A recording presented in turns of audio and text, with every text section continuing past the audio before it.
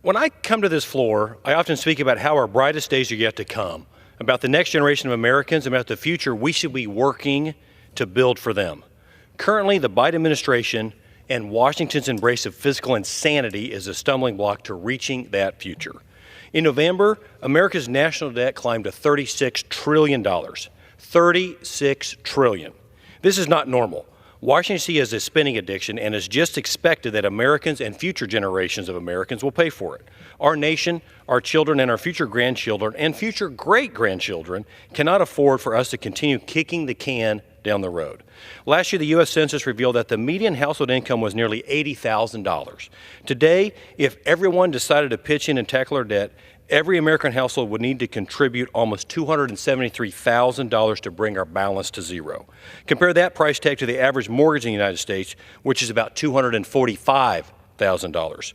4 years ago, our national debt was nearly $28 trillion. Over the course of 1,400 days, the United States accumulated a debt of $68,352 per second. No American family could survive that way, yet year after year, this is the way our federal government acts. This is not sustainable. If any member of this body had a loved one who is racking up debt at this rate, none of us would encourage them to mindlessly continue their spending habits. We do what we could to help them evaluate their spending and get them back on the right track.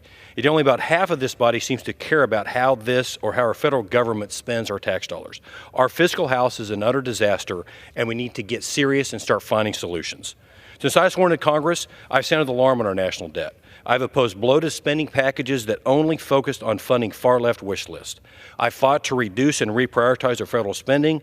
I've challenged this body to think about the blank checks we are writing and ask ourselves, is there a way to do this more efficiently? This petition often has been ignored while Washington sticks to business as normal and spends. Enough is enough. This is not fiscal responsibility. This is fiscal insanity. On November 5th, 2024, America made it clear that we no longer want business as usual in this town. It's time to get our fiscal house in order and to get our country back on track.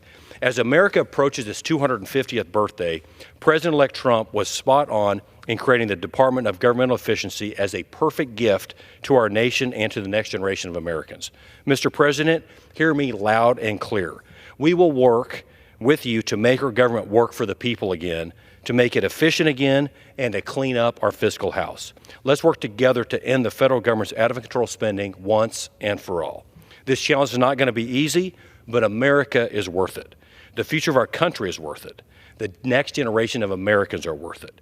And I know that we can do it. We're going to have to do it together, and our brightest days truly are yet to come. Thank you, Mr. Speaker, and I yield back. Gentleman from